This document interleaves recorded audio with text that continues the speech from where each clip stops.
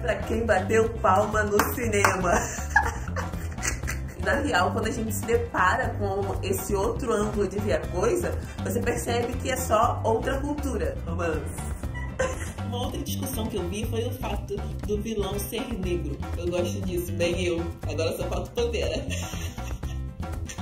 Oi gente, tudo bem com vocês? Eu não sei o que será desse vídeo, porque o meu microfone parou de funcionar bem na hora de gravar, meu microfone de lapela. Então talvez esse vídeo fique um pouco assim de eco.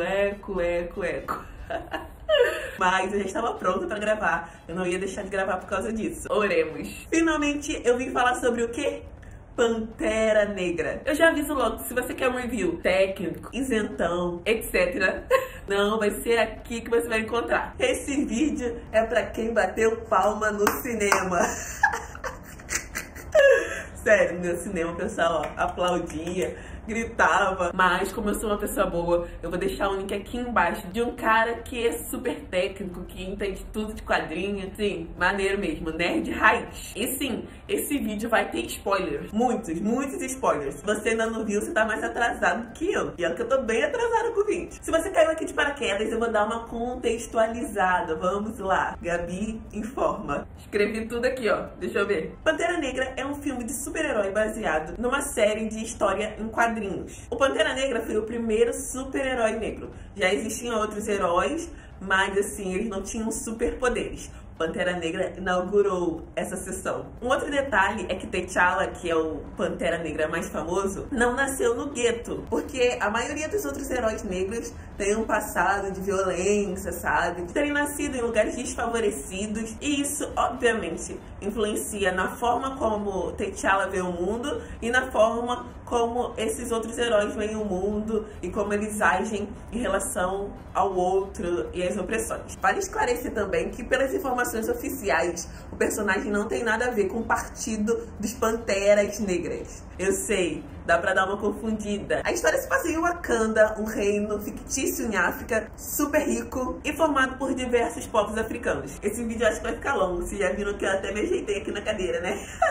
De início, uma coisa que eu queria tocar é que antes de ver o filme, como eu ia ver em inglês, eu assisti muitas críticas sem spoilers. E aí nessas críticas, a maioria das pessoas não eram negras e elas destacavam muito coisas como representatividade e falavam também sobre as críticas que tinham no filme, mas era sempre uma crítica ao outro, sabe? Ao outro que gera opressão. Eu vi gente também falando sobre a cena pós-crédito, sobre como ela era uma indireta pro presidente dos Estados Unidos, mas quando eu saí do cinema, da primeira vez que eu vi o filme, eu percebi que existia também um alerta muito grande para nós, assim, nós que eu falo como pessoas negras. Mas vamos por partes. Eu vou comentando conforme eu vou lembrando e conforme as anotações que eu fiz. Pra mim, no início, tem alguns pontos chaves. A gente conhece a Kia, que é a Lupita Nyong'o, e ela é tipo uma espiã que saiu de Wakanda pra trabalhar com refugiados. Nesse início também dá pra entender que ela é ex do T'Challa. Romance. E aí já tem aquela primeira briga inicial que Pantera Negra aparece, vai lá, briga, treta lá com o pessoal. E depois disso a gente já conhece o Wakanda. E eu não sei vocês, mas desde esse primeiro momento eu já me encantei. Quando a nave vai descendo assim, ó, eu já fiquei... Tinha umas coisas assim... incríveis, tudo lindo, assim, vivo, aí sobrevoando as pessoas, andando lá no deserto. Chegando em Wakanda, a gente conhece a Shuri, a irmã do Pantera Negra, e a Nina roubou a cena no filme todo, né? Ela é sarcástica e tal, tem um espírito jovial, e ela fazia piadas, mas eram piadas com muito sentido. E falando sobre a beleza de Wakanda, eu também fiquei encantadíssima com o ritual, o rito de iniciação do T'Challa. O T'Challa tava meio confuso lá, né? Se queria ser rei, se não queria, se ia ser como pai ou se não ia ser como pai. Mas aquele momento ali da reunião de todos os povos de Wakanda, a liturgia de tudo, encheu assim os meus olhos, sabe? E essa parte me fez lembrar muito de O Rei Leão, que também é um filme que tem suas bases na cultura africana, nas culturas, né, africanas. Toda hora tô secando o sol porque eu tive que desligar o ar. E eu achei muito importante ter vários representantes de várias culturas de África, porque para muitos de nós, infelizmente, por falta de conhecimento, o continente africano é resumido numa coisa só, numa cultura só e numa visão só, que é uma visão de pobreza, né? E ver aquela imagem de toda aquela riqueza cultural foi muito significativo. Sabe quando seus olhos ficam fixados numa coisa? Foi isso, assim. Aqui embaixo na descrição eu vou deixar um texto que explica a origem dos povos que estavam representados ali. E também vou deixar um vídeo da Ana Paula Xiongani falando sobre os figurinos usados em Pantera Negra. E falando em quebra, uma outra coisa que me chama atenção em Wakanda é o fato de tradição e espiritualidade conviverem muito bem com ciência e tecnologia. O T'Challa é PhD em física e segue todos os rituais. Então, nesse sentido, eu acho que o filme definitivamente nos traz outra forma de ver o mundo. Que aqui no Ocidente, querendo ou não, a gente tende a acreditar que quanto mais você se aproxima da ciência e do entendimento, da tecnologia, como você queira falar, você necessariamente precisa desacreditar de coisas que não são ciência, que não são palpáveis e que não tem como serem comprovadas. Só que nem todo mundo e nem todas as culturas pensam dessa forma. E é bom a gente ver isso representado, sabe? Mesmo que o Wakanda seja um reino fictício, eu acho que mostra uma outra visão de mundo, que é uma visão que acontece no nosso mundo real. Real não, real de verdade.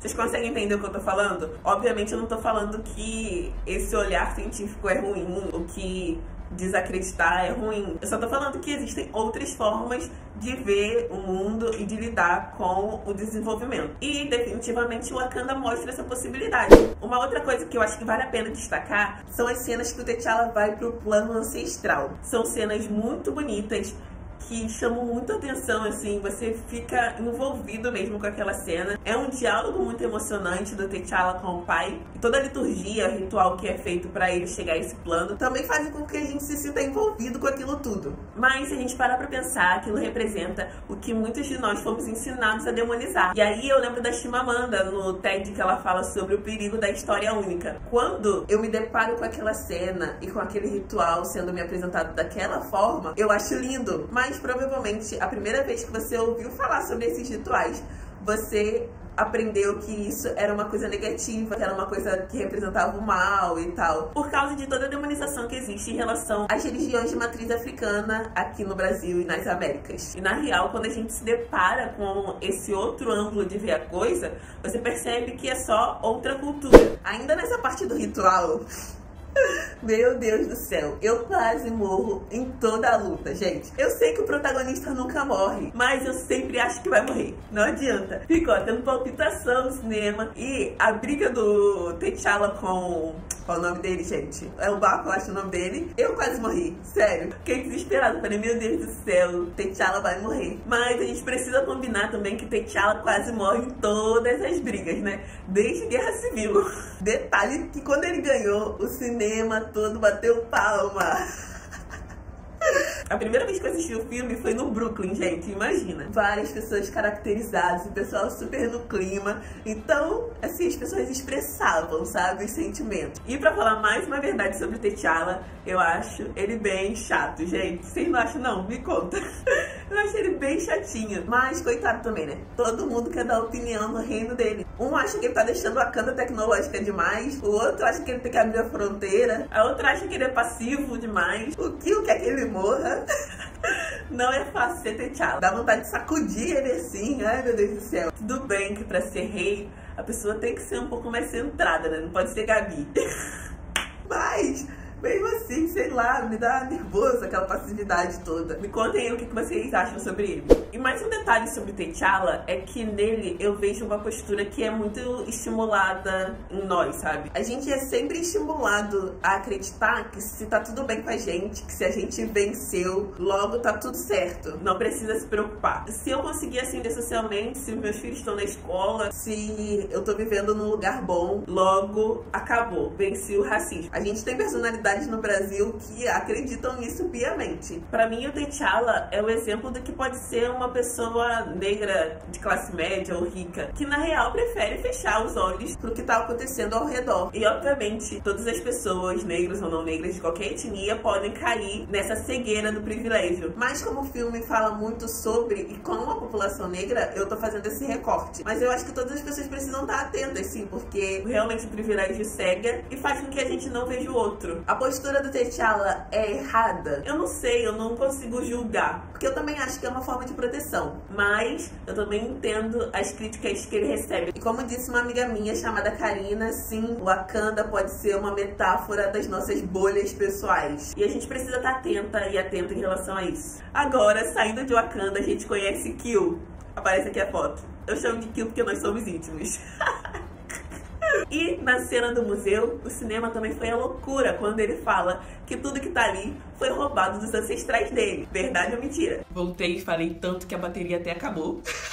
Tava falando do Kill, né? O Kill é um personagem bem complexo, não há como negar. Eu realmente gosto dele e entendo as motivações e as estratégias. E isso, como a maioria das pessoas falaram, faz com que a gente não veja ele como vilão, sabe? A gente percebe ele como uma pessoa com opiniões diferentes. Eu acho que eles forçam esse lado do vilão quando, por exemplo, ele mata a companheira, mas o que ele busca em si não é encarado como uma coisa ruim. Pra mim, ele, assim como o T'Challa, é muito fruto do meio, né? Eles vieram de trajetórias totalmente diferentes. E aqui eu não tô falando que necessariamente se você cresce no meio violento, você vai se tornar uma pessoa violenta. Não, você pode se tornar uma pessoa calma, tranquila. E também não tô falando que se você cresce num ambiente bom, necessariamente você vai ser uma pessoa boa. Mas não há como negar que o meio traz influência sobre o indivíduo. Mas agora, uma das coisas que mais me chamou a atenção em relação a ele é que quando ele volta pra Wakanda, ele faz questão de falar que ele é de Wakanda, porque o pai dele era dali. E com isso, eu até concordo. Mas ele era de Wakanda, descendente de uma pessoa que era de Wakanda, mas ele não conhecia Wakanda. E aí tá a grande questão. Ele não conhecia as tradições e inclusive desrespeitou várias delas. Ele não conseguia entender a estrutura das decisões em grupo, bateu numa ancestral. E eu acho que isso fala muito sobre a diáspora, sabe? Sobre os filhos da diáspora. Pra quem não tá muito habituado com esse termo, em resumo, essas pessoas somos nós, pessoas negras que tiveram seus antepassados trazidos pra América. Assim como o Killmonger, que era descendente de uma pessoa que era de Wakanda. E aí entra uma conversa que tá muito em alta, que é essa questão do retorno, que retorna às tradições, retorna ao conhecimento estabelecido em África antes da colonização, coisas que eu, sinceramente, acho muito positivas. Só que a gente não tem como ignorar esse vácuo que existe. Pra mim, o Killmonger, ele poderia se considerar de Wakanda, mas ele nasceu nos Estados Unidos com outros valores. Então, para ele fazer um retorno real, oficial, ele precisava estar mais aberto a aprender do que a ensinar, né? Porque na real ele chegou lá com uma postura de eu vou ensinar vocês como se faz. E aí, gente, eu acho que tá o ponto-chave, sabe, das coisas. Porque a estratégia do Killmonger pra virar o jogo tá totalmente baseada nos valores de fora de Wakanda. Eu posso estar viajando, mas na minha concepção, ele e a Kia querem a mesma coisa, que é tirar os oprimidos da situação que eles se encontram atualmente. Então eu acho que o problema real do Killmonger é ter uma estratégia, um pensamento baseado no pensamento do outro, que é um pensamento que estrutura até hoje a sociedade numa ideia de supremacia de uma raça sobre a outra. Então a chave da coisa toda era encontrar um outro formato para você conseguir ajudar sem se basear nesse sistema. Porque na real, eu acho que as pessoas só querem estar em paz, sabe? E viver bem. Eu também não descarto a necessidade de uma guerra para que essa paz chegue. Mas quem sabe também a gente não consiga pensar em outras estratégias para que uma mudança aconteça. Não sei, não temos respostas. E agora me veio uma outra coisa aqui na mente que eu nem tinha pensado. Porque no Capitão América Guerra Civil tem uma cena que o T'Challa, ele pode matar o inimigo lá, aquele maluquinho. Não sei se vocês viram o filme. E ele fala que ele não vai se vingar. Porque se ele se vingar, ele vai se tornar igual a ele. Eu acho que é isso que ele fala. Então, assim, são outros valores, né? Eu acho que no final, quando o T'Challa e a irmã vão lá para os Estados Unidos criar o centro de apoio, eu acho que é um caminho, sabe? Porque eles querem criar centros para educação e para referências também positivas, porque o Wakanda, querendo ou não, se tornaria uma referência positiva para as outras gerações, porque sim, a gente precisa de referências positivas de pessoas negras, e por isso que a gente tem estimulado tanto a ideia de levar crianças negras ao cinema. Então, se você tem a oportunidade de levar uma criança para ver, faça isso. Agora, a cena pós-crédito, onde o T'Challa vai lá falar com a ONU, eu já não gosto muito, gente, vou confessar. Não sei vocês, não sei se vocês gostaram. Porque na minha concepção fazia muito mais sentido eles irem colaborando pelas beiradas e assim fortalecendo as populações oprimidas, que eles meio que se associarem a uma instituição. Não tinha necessidade disso. E uma instituição que na própria cena já demonstra que não dá crédito pra eles. Achei uma estratégia bem ruim, mas eu entendo que os filmes precisam seguir, né? Então, se eles continuassem fechados, eu acho que ia ter um probleminha na história. Então eles precisavam se abrir pro mundo. Mas eu achei meio perigoso, sabe? Não gostei dessa estratégia, não. Até porque uma coisa é você se manter fechado por proteção e não ficar se metendo no território dos outros. Outra coisa totalmente diferente é você querer manter o seu país fechado e ficar metendo o bedelho no país dos outros. Uma outra discussão que eu vi foi o fato do vilão ser negro. Eu particularmente não acho que isso seja um problema. Na real, eu acho que isso faz parte da normalização da nossa existência, sabe? Porque é isso, pessoas negras discordam entre si, tretam, brigam, a gente sabe bem. E se a gente for ver o nível dos outros vilões, o Killmonger é um vilão até que bom. E até a morte dele é meio amenizada no filme. Porque não foi o T'Challa que matou ele. O T'Challa até ofereceu ajuda pra ele. E a última frase do Kill, hein? Caraca, o cinema todo engoliu a seco. Eu não sei vocês, mas eu já parei pra pensar algumas vezes sobre qual seria a minha postura se eu tivesse nascido na época da escravidão. Obviamente não dá pra ter certeza, porque eu nunca nem cheguei perto da desumanização daquela época, mas às vezes eu reflito sobre isso, sabe, de acordo com a minha personalidade. Eu entendo realmente quem preferia ser jogado ao mar, ou se jogava, ou se matava. Mas calma que eu não vou acabar esse vídeo antes de destacar as mulheres de Wakanda. Lupita, que interpreta uma mocinha com vontades próprias. Eu gosto do fato dela ser doce e ao mesmo tempo revolucionária. Não viver em função do T'Challa, mas ao mesmo tempo estar ali se ele precisar. Eu gosto disso, bem eu. Agora só falta o Pantera. Eu não posso deixar de comentar também que a Lupita é uma heroína de pele escura. Pra quem não sabe, existe uma discussão sobre isso, porque mulheres negras de pele escura normalmente são indicadas para papéis secundários, sabe? Como a amiga da protagonista, ou sempre no papel de serviçais. E aí, né, gente, dá gosto de ver a Lupita como heroína. E a Danai, hein, gente? Que vocês vivem falando que parece comigo. Obrigado, porque é um elogio. Ela é a líder das Dora Milaje e pra mim ela tem um dos melhores personagens do filme. Destemida, engraçada, guerreira, dona. Eu ri demais daquela cena dela com o cara do FBI, onde ele pergunta se ela não fala inglês. A cena da Lacey é maravilhosa também. E também tem a cena do final, né, do pós-guerra, onde ela e o carinha do Korra, que eu esqueci o nome dele agora, protagonizam aquela cena onde ele ajoelha aos pés dela. A gente gosta assim, né, querido? Tem que ser assim mesmo. Um outro detalhe é que o Pantera é o rei, mas é a Shuri que comanda tudo lá em Wakanda, né? É uma mulher na área de tecnologia, que fora de Wakanda é uma área super machista, como a gente já sabe. Eu gosto das cenas de ação, principalmente as do início. As do final todo mundo achou ruim.